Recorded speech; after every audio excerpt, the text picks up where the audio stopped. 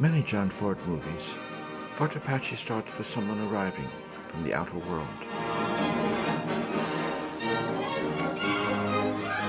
Into a community that is an island apart, and which, more than any one individual, will be the movie's subject. Ford the anthropologist, who, like Roberto Rossellini, tries to recreate history, an institution, an age. It's almost a documentary. We experience it the way Philadelphia does her first morning.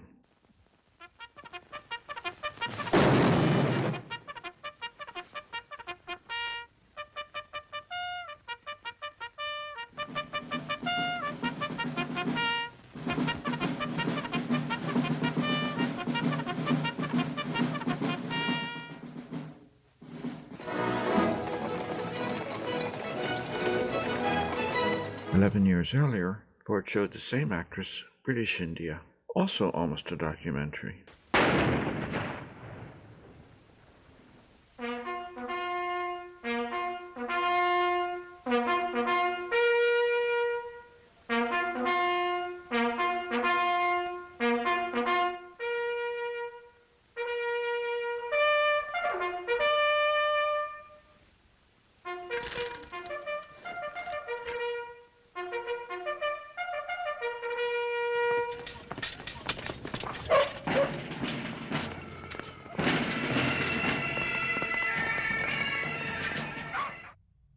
Is Ford accurate? Astonishingly so, richly accurate. A plethora of details in furnishings and uniforms, particularly accurate in manners and speech. War Department, Washington, D.C., Special Orders number 687. 1. Well then, oh, Genevieve, I'd give the world. You're a servant, ma'am. And the few deliberate inaccuracies are poetic. Sabers weren't used in battle. Troopers didn't dress so uniformly. There was no cavalry in Monument Valley. But in this setting, the characters' lives take on a mythos that's sacred. Because John Ford is a painter. He studied painters.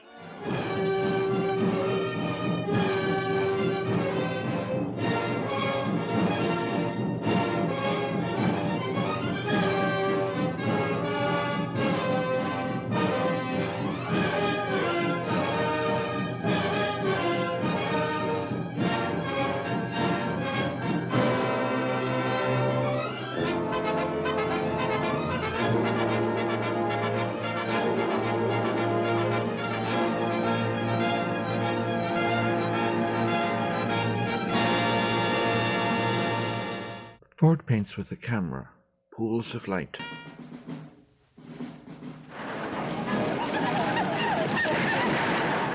Emotionalized landscape, photographed with infrared film, painting set to music.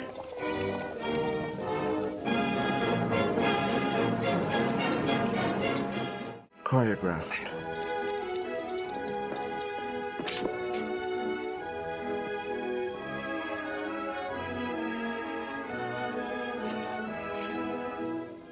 Choreographed also with objects, the ornamental lamp, the curtains, the uniform hanging on the wall, the small statue. Hi, Dad.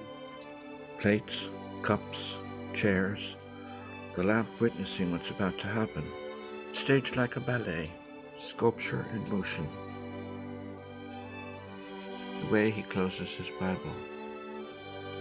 His slow unwinding, emotion turned into motion.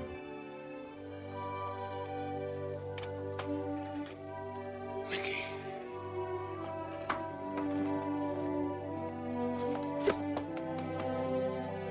So often Ford has this richness of detail and motion. Woman of the house. Your son is home.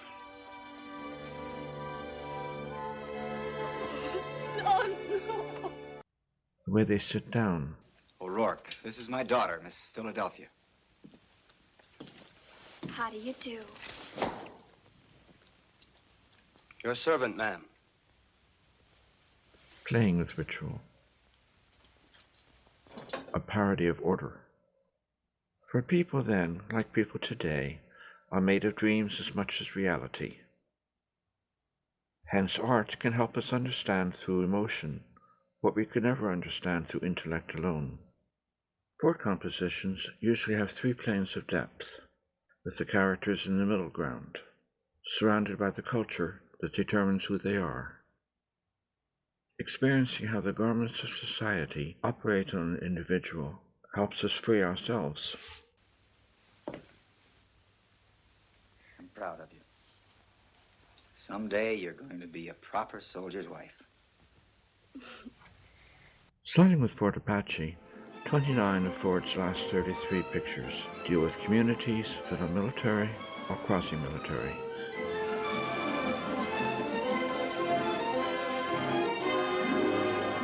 Rules are spelled out, deportment ritualized, order imposed on change.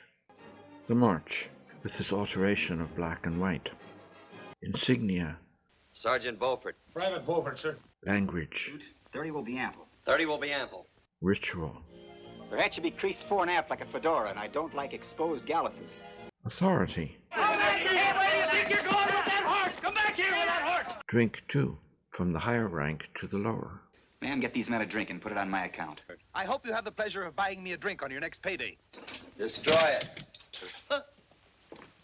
Hey, I Right over there, sir. Theories imposed on reality. The pins are bent. Sergeant Mulcahy, straighten them with this. Thursday's repressive sense of order clashes with the open sky, and nature opposes with dust, the glory of photography, and the ally of cochise. That dust cloud beyond? It's an Apache trick. Probably.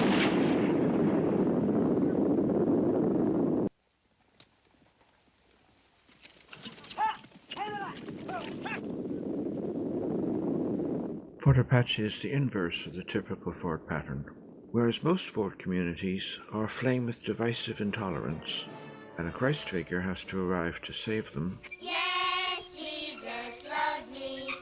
Yes, Jesus loves me. The Bible tells me so. Fort Apache is one happy family until the anti-hero arrives. Kid, shoot!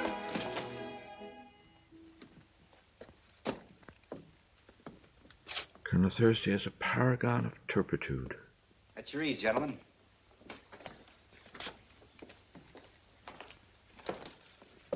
Thursday. Hello, Collingwood. How do you do, Mrs. Collingwood? Well, thank you. Owen? The Owen she knew no longer exists. There's no question of honor, sir, between an American officer and cochise. Of course he comes from Boston, like many Fort wackos. Boston, Massachusetts.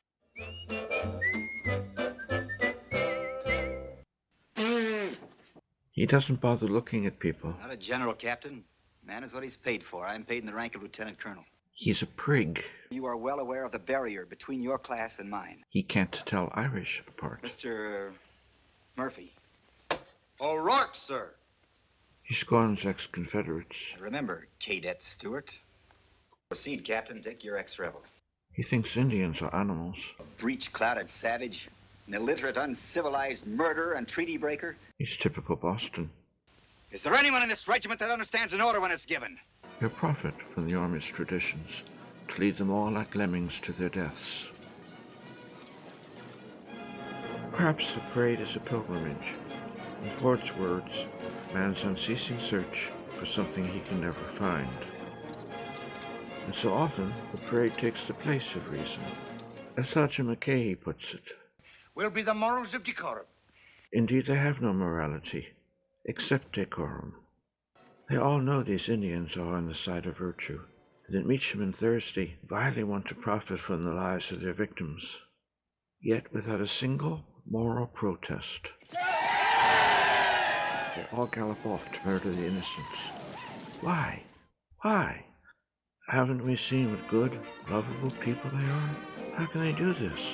And they know they'll all be killed, and still no one grouses. Captain Collingwood? No questions, Owen. Is esprit de corps more important to him than the lives of his men? Will be the morals of decorum. Culture and tradition, rather than nourishing the military, have ossified the soldiers, have turned them into statues, into immortal heroes, priests of the very tradition which now destroys their mortal lives in a parade.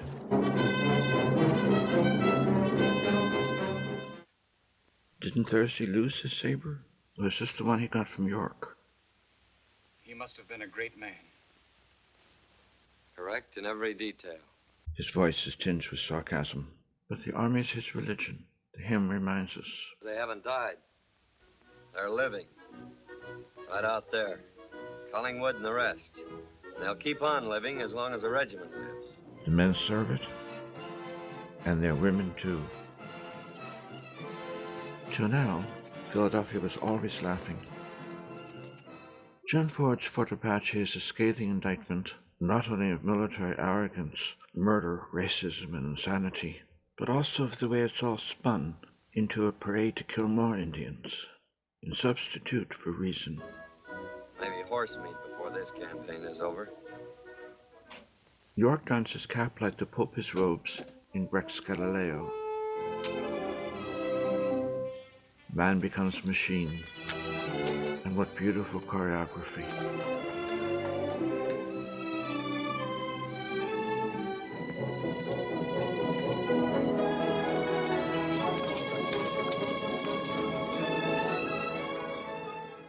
Most films apply placebos to our consciences, showing us that bad people do bad things, whereas Ford convulses us, showing us that good people do bad things, fine, noble people, and that however much we decry what they did, are not about to undo their work.